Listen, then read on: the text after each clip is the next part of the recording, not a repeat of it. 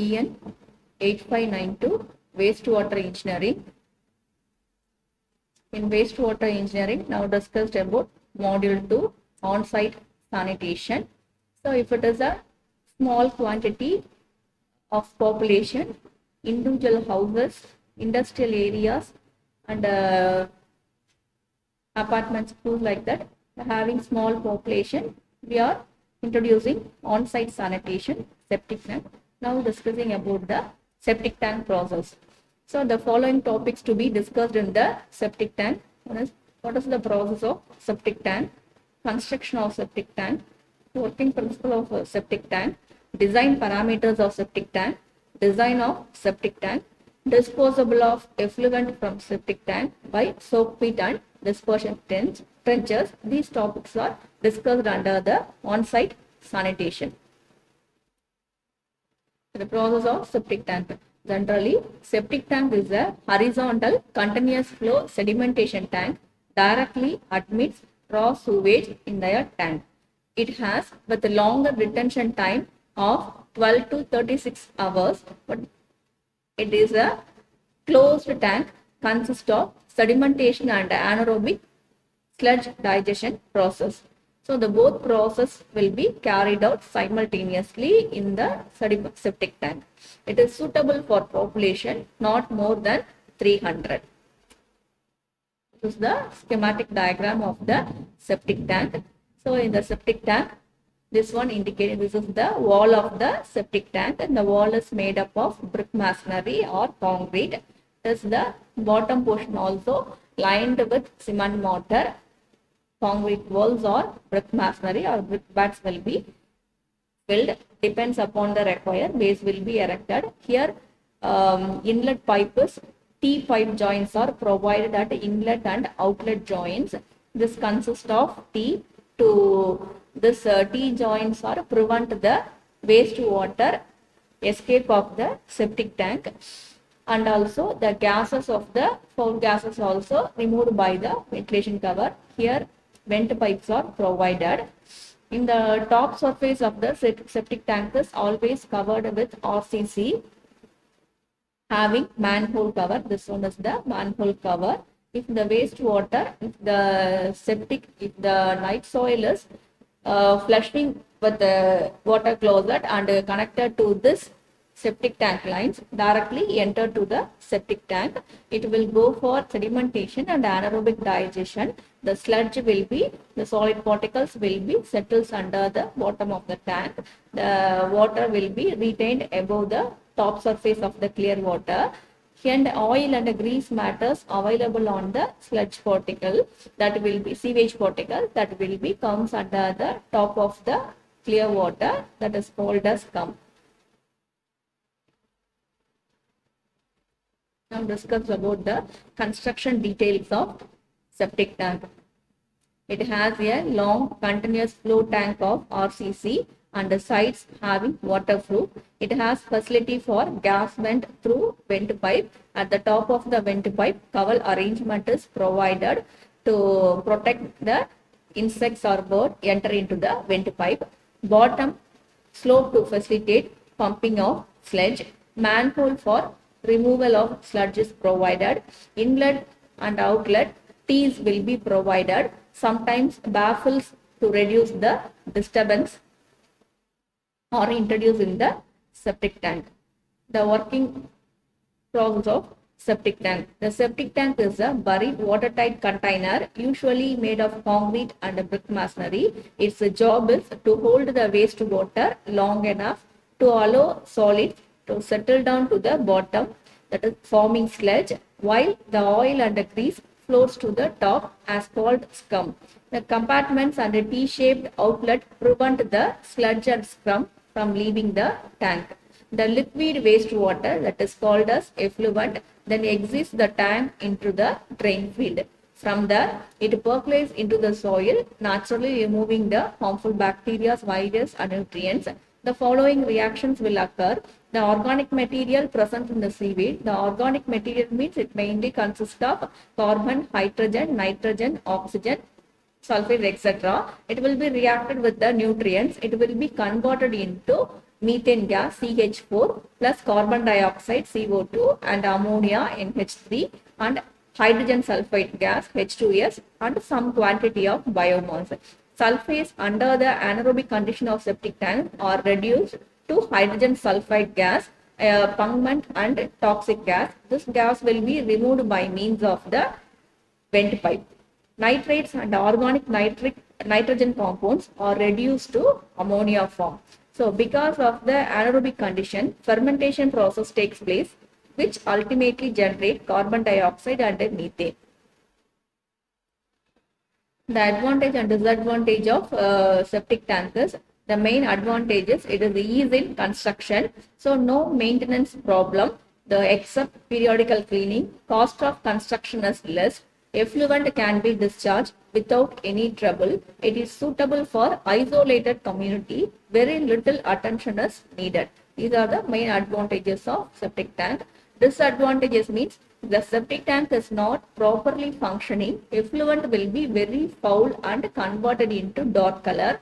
Leakage of gases from top cover of septic tank may cause bad smell and environmental pollution. The periodical cleaning, removal and disposal of sludge remains a tedious problem. Size required is large for larger communities.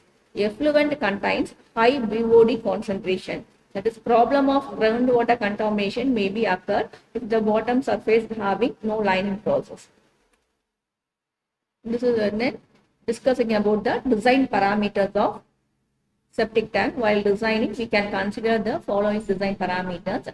Number one, capacity of septic tank. The capacity of septic tank is find out summation of capacity of sewage plus capacity for sludge.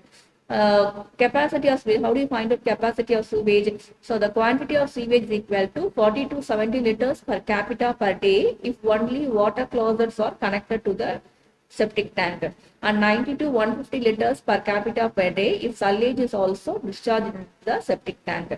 So in some houses, the septic tank is water closet only connected to septic tank. On that occasion, we can assume a lesser quantity, 40 to 70 liters per capita per day. This is given by Bureau of Indian Standards. If sullage means if a kitchen wastewater and bathroom wastewater also connected to the septic tank, the quantity of discharge is taken as 90 to 150 liters per capita per day is taken in the septic tank. Then quantity of sludge accumulated. So if the raw sewage is entered into the septic tank after anaerobic decomposition, what happened? The sludge will be settled at the bottom of the tank. So it will, when the quantity is increases, automatically the sludge will be increased. It will be cleaned periodically by 6 months, 1 year or 2 years once. Now, the quantity of sludge accumulation is always taken as a standard value, that is 30 liter per capita per year. That means per year per capita, capita means per person, 30 liter will be taken as the quantity of sludge accumulated in the septic tank. Then depth of tank is assumed as 1.2 to 1.8 meters enough. Then length to breadth ratio will always taken as 2 to 3. Always it is designed as a rectangular tank.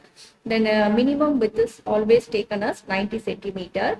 Outer inward level difference will be taken as 5 to 7.5 centimeter or up to 15 centimeter. The detention time will be taken for 24 hours. Then freeboard provision is 0.3 to 0.5 meter.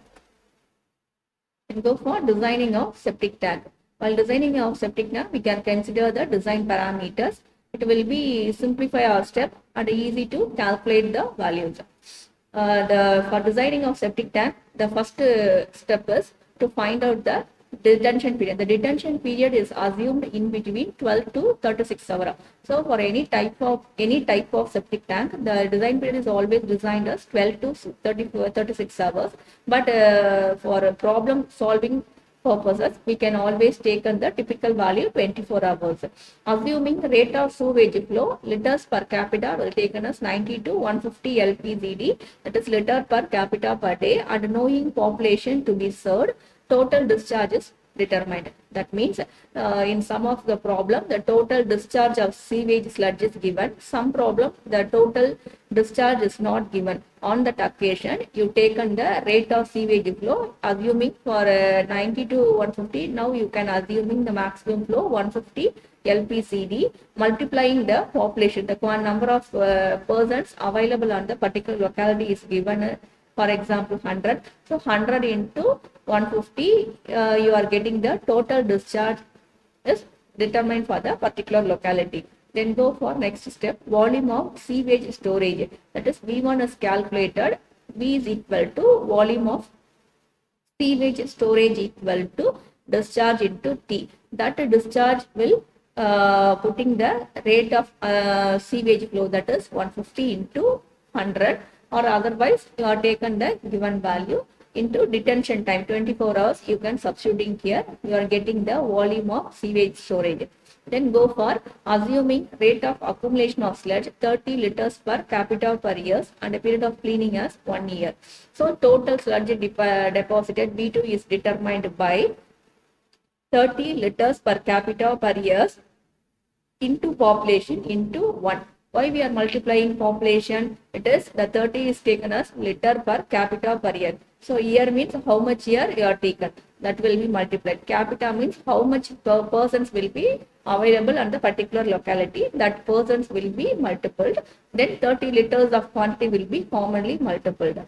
The total capacity of tank equal to V1 plus V2. Depth is assumed as 1 to 2 meter. Surface area is calculated as surface area A is equal to total capacity of septic tank divided by depth. Assuming L by B ratio in between 2 to 4, length and breadth can be fixed. Next one, disposal of effluent. Effluent from septic tank can be disposed by soil absorption system and anaerobic filters. The soil absorption system may be of the following two types. One is the soak pit or cesspool. Number 2 is the under drain or absorption or dispersion trenches. Now see one by one. Soak pit or seepage pit. Why we are providing this soak pit means if the septic tank comes under the top surface of the tank, the overflow water will be distributed into the soak pit or the dispersion. It depends upon the requirement. The soak pit and dispersion trenches are designed. The soak pit or a closed circular or rectangular pit through which effluent will be soaked or absorbed in the surrounding soil. Soak pit may be either filled with stone aggregates or may be kept empty. Soak pits are used for soils where percolation rate is below 30 minutes per centimeter. They are not appropriate for areas that are prone to flooding or have high groundwater tables. So this one is the soak pit arrangement in the home, in the house. Here they are constructing the septic tank. The sanitary sewer comes enter into the septic tank. After the septic tank reacted, the liquid, the clear water surface will be come out from the pipelines. It will be collected on the soak pit. This is the cross-section diagram of the soak pit. The soak pit is constructed by brick masonry having lining. The inner surface will be filled with the brick bars or stone. The drained water will be released here. The solid surface are retained at top. The liquid will be penetrated into the soil. Afterwards, the spreading solids at the top surface will be used as a manure. Next one, dispersion trenches. Effluent is allowed to enter into a masonry chamber or distribution box from where it is uniformly distributed through an underground perforated pipes into absorption trenches which are filled with gravel and a well graded aggregate. Trenches are 0.5 to 1 meter deep and 1 meter wide. The maximum length of trenches taken as 30 meter. Spacing between trenches 2 meter. One distribution box is provided for 3 to 4 trenches. Suspended organic matter will be absorbed in the trenches, whereas clear water will be sipped down into the water table. They are not recommended in areas where fibrous roots of tree or vegetations are likely to penetrate the system and cause blockages. Dispersion trenches are used for soils where percolation rate is below 60 minutes per second. These are the very important topics discussed in the septic tank. This diagram indicating the dispersion trenches. So the septic waste is collected from the house and goes to the septic tank. Then it transferred to the manholes or a septic tank. The water will overflow and come to the common distribution box. This one is septic tank. This one is distribution box. Here perforated pipes are connected to the distribution box. These perforated pipelines are distributed the water to the gravel surface and sand surface to reduce the concentration of pollutant. So that's all about the on-site sanitation. Thank you.